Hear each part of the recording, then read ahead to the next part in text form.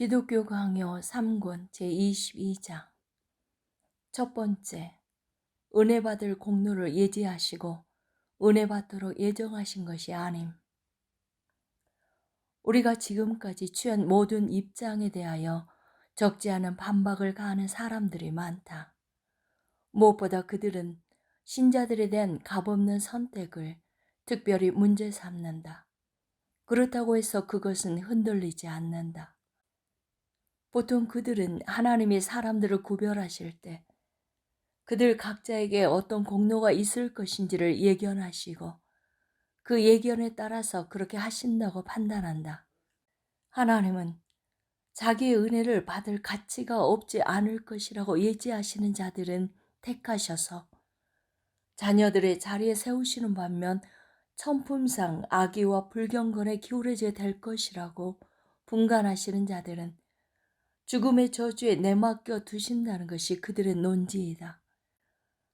이렇듯 그들은 예정을 예지의 천으로 감싸서 모호하게 만들 뿐만 아니라 예정의 기원이 다른 것에 있기라도 하듯이 조작한다.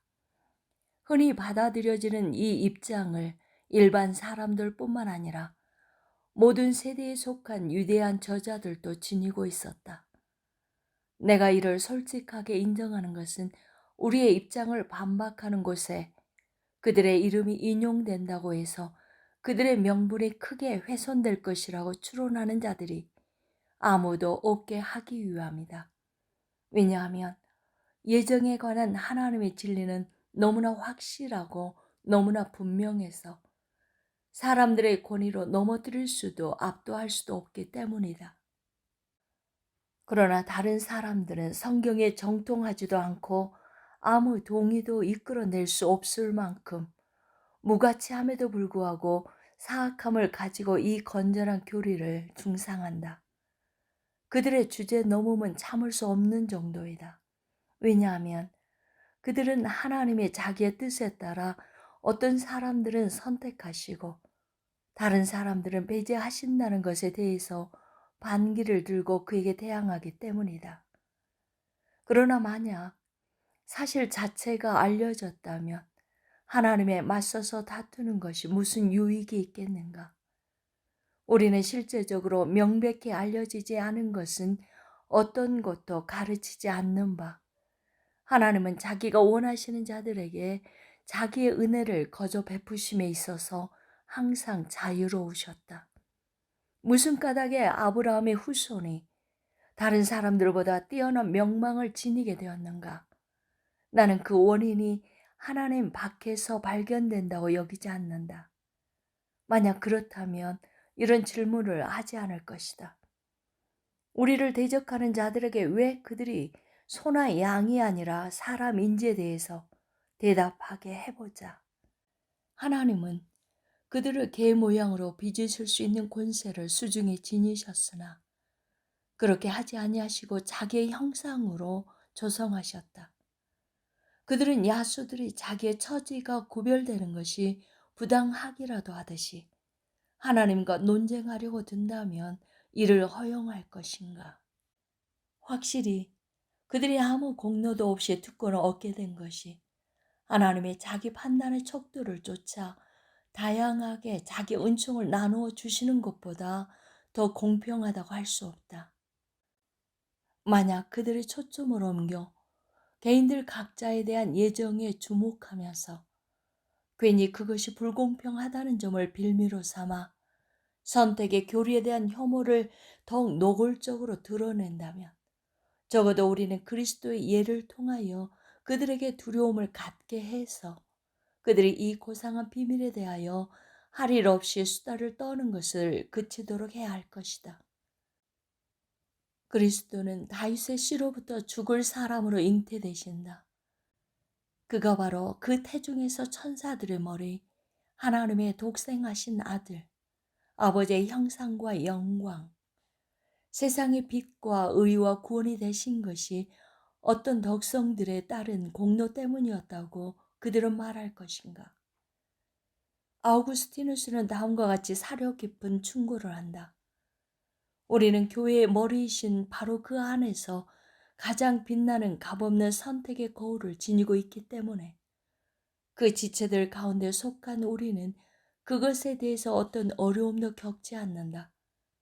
그리고 그리스도가 의로운 삶으로 말미암아 하나님의 아들이 되신 것이 아니라 그러한 영예를 거저 부여받으신 것은 이후에 자기의 그 선물들을 자기와 하나가 된 다른 사람들에게 나누어 주시기 위함이었다. 만약 여기서 누군가 왜 다른 사람들은 그리스도와 똑같이 되지 못했는지, 왜 우리 모두는 그에게서 그토록 멀리 떨어져 있는지, 그는 순수함 그 자체인데 왜 우리는 모두 오염되었는지를 묻는다면 그 사람은 자기의 광기뿐만 아니라 그것과 함께 자기의 뻔뻔함도 보여주게 될 것이다.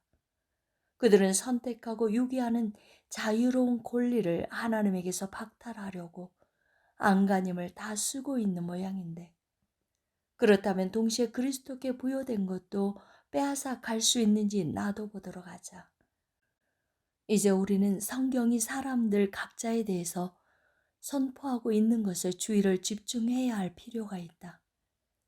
바울은 우리가 그리스도 안에서 창세전에 택함을 받았다고 가르치면서 우리에게서 확실한 가치를 찾고자 하는 모든 관심을 다 제거해 버린다. 그가 전하고자 하는 바를 달리 말해본다면 하나님은 아담의 모든 후손 가운데서 자기의 선택을 받을 만한 가치가 있는 것을 그 무엇도 발견하지 못하셨으므로 자기의 눈을 자기의 기름 부음을 받은 자에게 돌리셔서 자기와 함께 생명의 사귐을 누리는 자리로 받아들이고자 하셨던 자들을 자기의 몸으로부터 나오는 지체들이 되도록 택하셨다. 그러므로 신자들로 하여금 다음 논법을 유효하게 받아들이도록 하자. 즉 우리가 그리스도 안에서 자녀로 삼아져 하늘의 기업이 된 것은 우리 속에는 그 뛰어난 탁월함을 감당할 능력이 없었기 때문이다. 바울은 또한 다른 본문을 통하여 골로새 사람들에게 하나님이 성도의 기업을 참여하게 하심을 감사하라고 권고하면서 이 사실을 지적한다. 우리가 다가올 생명의 영광을 받아들이게 합당하게 되기 위해서는 선택이 이러한 은혜에 앞서야 할진데 하나님 자신이 마음을 움직이셔서 우리를 선택하게 되실 무엇을 과연 우리 가운데서 발견하실 것인가? 바울이 전한 또 다른 본문은 내가 의미하는 바를 더욱 분명하게 표현하고 있다. 세상의 기초를 놓으시기 전에 우리를 택하사 그 기쁘신 뜻대로 우리를 그 앞에 거룩하고 흠없고 책망할 것이 없게 하시려고. 여기에서 바울은 하나님의 기쁘심을 무엇이든지 우리의 공로와 대조시킨다. 두 번째, 창세전 선택은 택함 받은 자의 공로를 전제하는 은혜가 아니라 그리스도 안에서 부여되는 무조건적 은혜를 예지함. 더욱 완전한 증명을 위해서 이 본문의 각 부분을 주목할 필요가 있다. 그 모든 부분을 조합하면 어떤 의심도 사라질 것이다. 사도는 우리를 택함 받은 자들이라고 부름으로써 자기가 신자들을 칭하고 있음을 천명한다. 곧바로 이어지는 말씀을 통해서 보듯이 여기에는 아무 의심의 여지도 없다. 택함 받은 자들이라는 호칭을 복음이 선포되었던 시대에 국한시키는 오해를 범하는 자들은 비천하게 허위를 날조하여 그 호칭을 흉물스럽게 만들고 있다. 사도는 우리가 창세 전에 택함 받은 자들이라고 전함으로써 우리의 가치에 대한 모든 관심을 제거해버린다. 어떤 근거로 아직 존재하지 않았던 사람들과 아담 안에서 뒤이어 동등하게 존재할 사람들이 서로 구별될 것인가? 그런데 만약 아직 존재하지 않았던 사람들이 창세 전에 그리스도 안에서 택함을 받았다면 여기에는 각자가 자기 자신의 됨됨이를 넘어서서 택함을 받았다는 사실뿐만 아니라 우리가 보듯이 모든 사람이 그리스도의 지체는 아니므로 어떤 사람들은 다른 사람들과 따로 떼어졌다는 사실도 뒤따른다.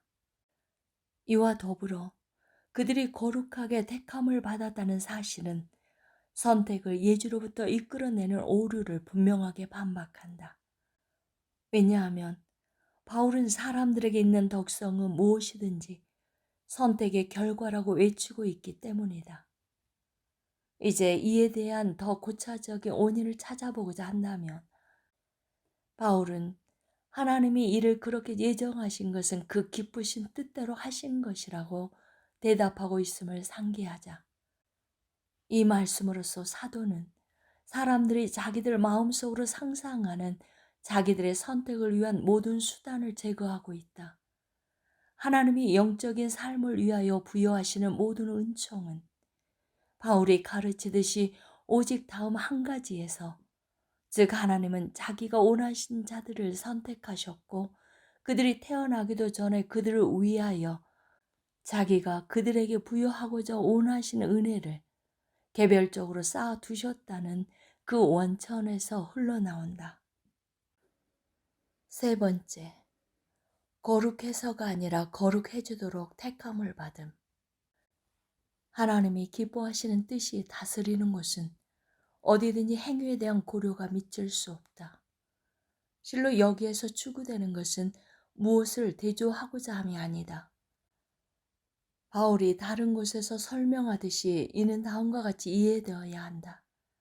하나님이 우리를 구원하사 거룩하신 소명으로 부르심은 우리의 행위대로 하심이 아니요 오직 자기의 뜻과 영원 전부터 그리스도 예수 안에서 우리에게 주신 은혜대로 하심이라.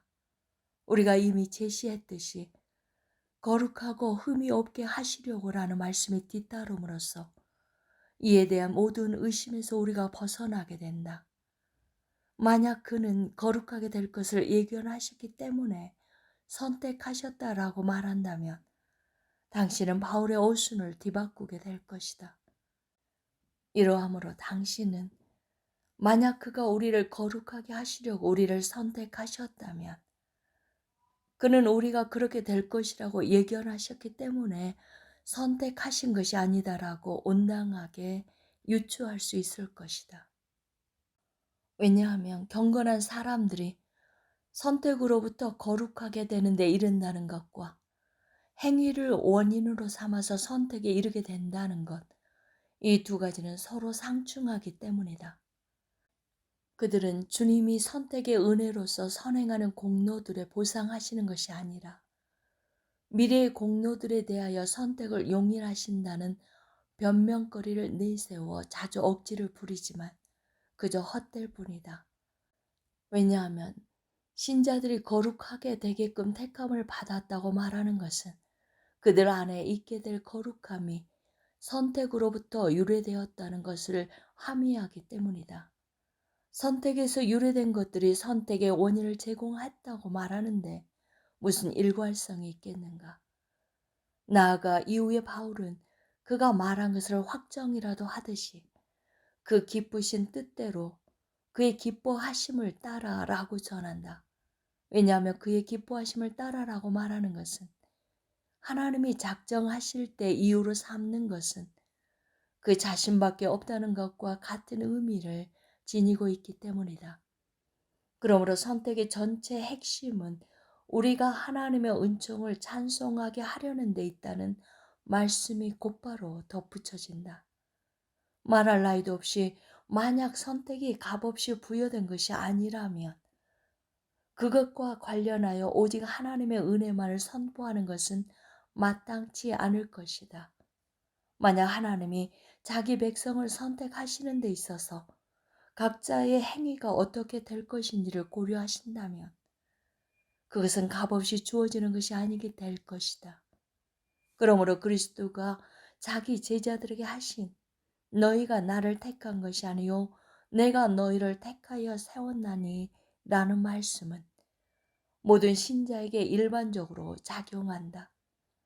여기에서 그는 자기 제자들의 과거의 공로들을 배제하실 뿐만 아니라 만약 그가 자기의 자비를 그들에게 우선적으로 베풀지 아니하셨으면 그들이 선택될 소지가 전혀 없었음을 지적하신다.